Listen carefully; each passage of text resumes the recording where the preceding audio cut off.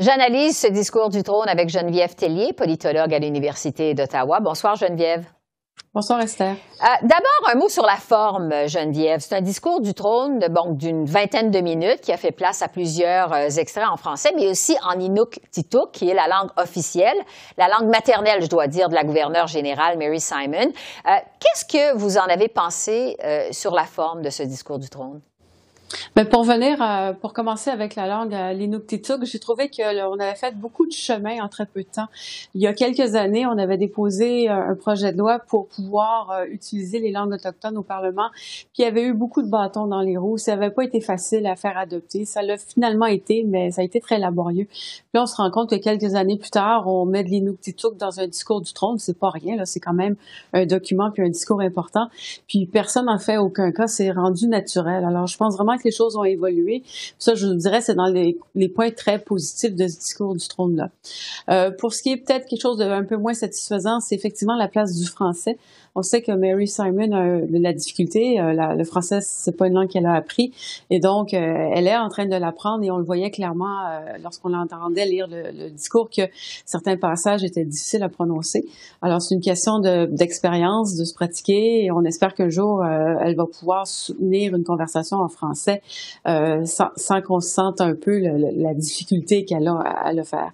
Donc, pour ça, je vous dirais qu'il n'y a sans doute pas eu beaucoup de passages en français ou pas autant qu'on aurait pu penser pour deux langues officielles, l'anglais et le français, qui devraient s'équivaloir. Mais clairement, dans ce cas-ci, on a vu qu'il y avait moins de place pour le français peut-être qu'à l'habitué. Ouais. Mais je vous dirais en même temps, peut-être un peu plus que ce qu'on pensait pour quelqu'un qui a de la difficulté à lire le français. Bon, sur le fond maintenant du discours du trône, sur les priorités en fait du nouveau gouvernement, pas vraiment de surprise, faut le dire, là, venir à bout de la pandémie, c'est la priorité absolue, mais aussi la lutte contre les changements climatiques, l'amélioration du système de santé, le logement, les garderies abordables. Ça ratisse large quand même dans ce discours du trône. Qu'est-ce que vous en retenez, vous, sur le fond de cette allocution? J'en retiens que c'est un gouvernement qui veut garder ça très, très général parce qu'il y a sans doute des ententes à faire avec différents partis pour pouvoir faire adopter ces projets de loi. Alors, plus on va dans les choses précises, dans le détail, plus après on a les mains liées, puis il faut se trouver des partenaires pour appuyer nos projets. Là, on est gouvernement minoritaire et ça peut être un peu plus difficile. Alors, j'ai l'impression que le gouvernement a simplement voulu dire voici mes grandes orientations. Ensuite, quand on va venir les détails un peu plus précis, ben on va y aller au cas par cas et on va voir quel appui on va avoir des partis d'opposition. Alors, est-ce qu'on va chercher l'appui du NPD, l'appui du Bloc? Puis on verra, on va y aller un peu plus à la pièce. Alors, j'ai l'impression que c'est cette porte de sortie-là qu'on a voulu se garder. Mais en même temps, il fallait présenter un discours du trône. Il faut commencer à travailler. C'est obligatoire, l'ouverture d'une nouvelle session.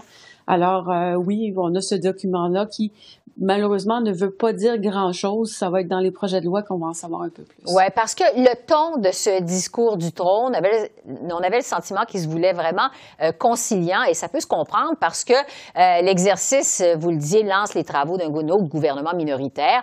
On a entendu des critiques, mais on ne s'attend pas à ce que les partis d'opposition fassent tomber le gouvernement dans les prochains jours quand justement ces partis auront l'opportunité de voter sur ce discours.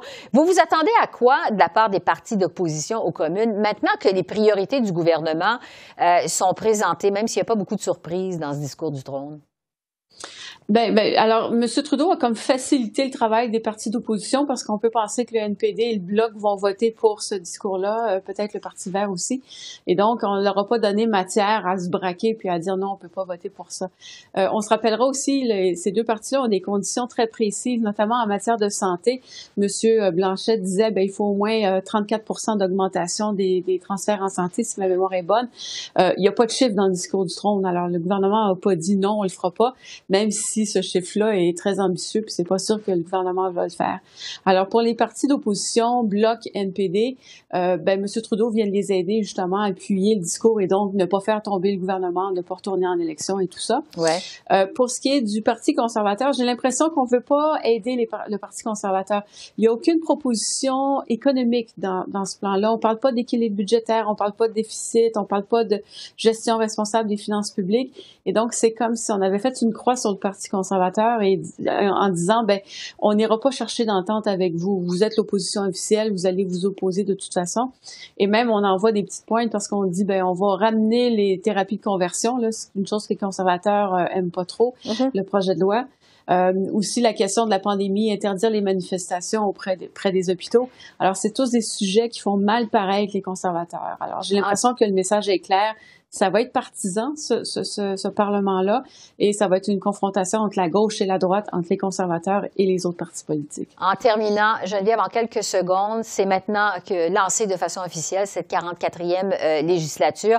Il y a plusieurs spéculations sur la possibilité que ce soit le dernier mandat de Justin Trudeau. Est-ce que vous avez vu justement dans le discours du trône des pans de ce qui pourrait constituer l'héritage, le legs de M. Trudeau? Je pense qu'il y aurait deux domaines. On va voir comment ça se déroule. La première, c'est la question de la réconciliation autochtone. Ça fait des années que M. Trudeau travaille sur ce dossier-là. On en a encore beaucoup parlé dans ce discours du trône-là. Je serais pas étonnée que M. Trudeau voudrait vraiment partir avec ce legs-là. Alors, ce serait le premier volet. Le deuxième, la question de l'environnement. J'ai senti que ça paraissait qu'on avait un nouveau ministre de l'Environnement. J'ai senti, on parle de terminer les subventions, terminer l'utilisation du pétrole, aller vers l'énergie verte. Ça semble être plus proactif que ce l'était auparavant. Donc, un autre pan d'héritage que pourrait vouloir laisser M. Trudeau, ça serait aussi la question de l'environnement. Geneviève Tellier, politologue à l'Université d'Ottawa. Merci. Merci. Au revoir.